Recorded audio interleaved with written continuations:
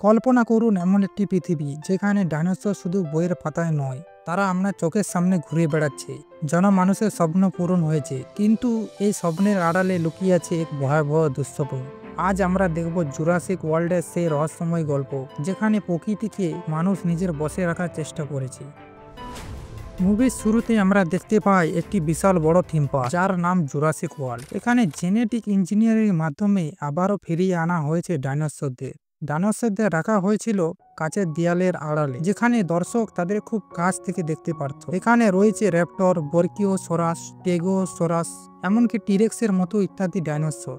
সবকিছু ঠিকঠাক ভাবে চলছিল, কিন্তু পার্কের মালিক আরো অর্থ উপার্জন এবং পার্কটিকে বিখ্যাত করার জন্য সেখানে কয়েকজন বিজ্ঞানী মিলে তৈরি করলো এক নতুন ডাইনোসরের প্রজাতি, ইন্ডোমিনিয়াস রেক্স। এটা ছিল টিরেক্স আরো অনেক রকমের ডাইনোসরের ডিএনএ মিশিয়ে বানানো এক ভয়ঙ্কর ডাইনোসর।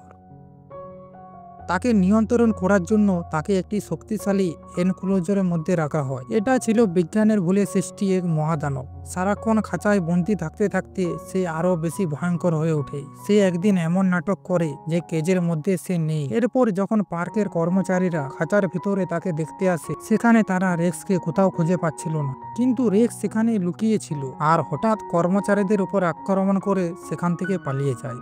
এরপর পার্কের লোক এই খবরটি শুনে নিজেদের প্রাণ বাঁচানোর জন্য চারিদিকে দৌড়তে থাকে, আর তখনই তাদের উপরে আকাশে উঠতে পারে এমন কয়েকটি ডাইনোসর আক্রমণ করে দেয়। অন্যদিকে রেক্স ডাইনোসর তার তাণ্ডব শুরু করে। সে পার্কের কর্মচারীদের মধ্যে একজনকে মেরে ফেলে, অপর একজন গাড়ির নিচে থাকায় বেঁচে যায়। সে পার্কের অন্যান্য ডাইনোসরদেরও মেরে ফেলে।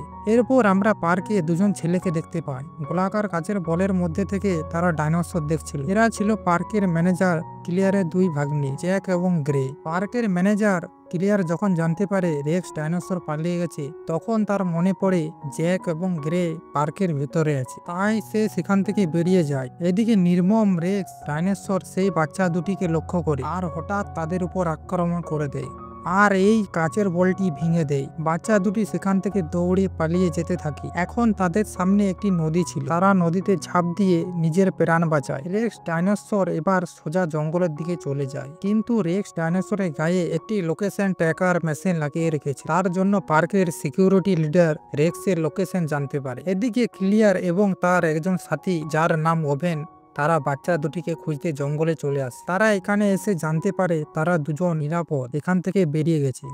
যখন বাচ্চা দুটি নদী থেকে বেরিয়ে আসে, তখন তারা সেখানে একটি পুরনো গ্যারেজ দেখতে পায়। সেখান থেকে গাড়ি করে তারা এখান থেকে পালিয়ে যায়। এরপর ক্লিয়ার পার্কে চলে আসে। সেখানে সিকিউরিটি লিডার তার পার্কের পাওয়ারফুল ফোর্সকে পাঠায় রেক্সকে বন্দি করার জন্য, কিন্তু রেক্স প্রকৃতির সাথে নিজেকে মিলিয়ে নিতে পারে, তাই ফোর্স অফিসাররা রেক্সকে দেখতে পায় না, আর রেক্স এক এক করে সবাইকে মেরে ফেলে আর এই বার্তা দেয় যে আমি এখানকার রাজা। পার্কের সিকিউরিটি লিডার ওখানে ওয়েনকে বলে, তোমার প্রশিক্ষিত ডাইনোসরদের এবার ব্যবহার করতে হবে। ওয়েন 3টি ডাইনোসরদের প্রশিক্ষিত করেছিল, যার মধ্যে তার প্রিয় ডাইনোসর ছিল ব্লু।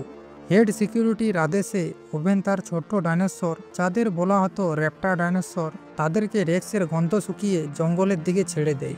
এবারে ইন্ডোমিনিয়াস রেক্স ভার্সেস 3টি র্যাপ্টার ডাইনোসর, কিন্তু এরা লড়াই করে না।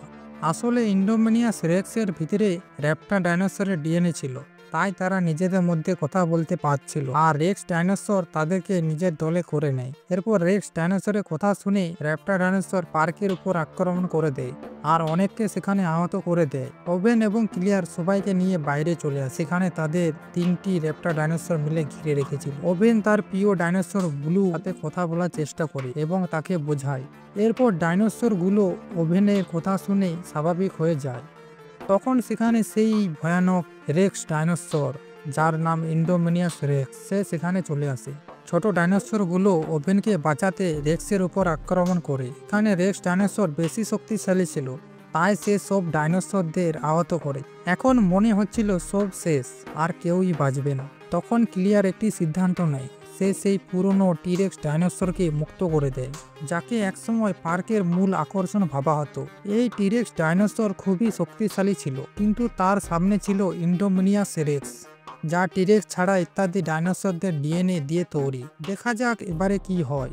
এবারে শুরু হয় সেই মহাযুদ্ধ। দুটি ভয়ঙ্কর ডাইনোসর নিজেদের মধ্যে লড়াই শুরু করে আর একে অপরকে আহত করে। সেই 3টি র্যাপ্টার ডাইনোসর টিরেক্স ডাইনোসরকে সাহায্য করে। ইন্ডোমিনিয়াস রেক্স ডাইনোসরকে আক্রমণ করে, কিন্তু ইন্ডোমিনিয়াস রেক্স ডাইনোসর বেশি শক্তিশালী ছিল, তাই সে তাদের সবাইকে আহত করে। অবশেষে পার্কের মেসোসরাস ডাইনোসর, যে এতদিন শুধু দর্শকদের বিনোদন জুগিয়েছে, সে জলের নিচ থেকে উঠে এসে ইন্ডোমিনিয়াস রেক্সকে টেনে নিয়ে জলের মধ্যে মেরে ফেলে, আর সবাইকার প্রাণ বেঁচে যায়। টিরেক্স তার নিজের জায়গায় চলে যায়, আর এখানেই গল্পটি শেষ হয়ে যায়। জুরাসিক ওয়ার্ল্ড শুধু ডাইনোসরদের লড়াইয়ের গল্প নয়, এটা মানুষের অহংকার, লোভ এবং প্রকৃতিকে নিজের নিয়ন্ত্রণে আনার একটি ব্যর্থ দুঃখজনক গল্পের ছবি। ইন্ডোমিনিয়াস রেক্স ছিল মানুষের সেই অতিরিক্ত চাওয়ার যার ফলে শেষ পর্যন্ত তাদের নিজেদেরই সর্বনাশ নিজেরাই ডেকে আনে। এই ছবিটা আমাদের মনে করিয়ে দেয় প্রকৃতির নিজস্ব একটা নিয়ম আছে, আর সেই নিয়মটি ভাঙলে ফল খুব খারাপ হয়। এটা আমাদের শেখায় যে প্রকৃতির সাথে মিলেমিশে থাকাটাই সবচেয়ে ভালো। আশা করি এই নতুনভাবে জুরাসিক ওয়ার্ল্ডের গল্পটি আমাদের কাছে ভালো লেগেছে। ভিডিওটি ভালো লাগলে লাইক, শেয়ার এবং সাবস্ক্রাইব করতে ভুলবেন না। দেখা হচ্ছে এর পরের ভিডিওতে।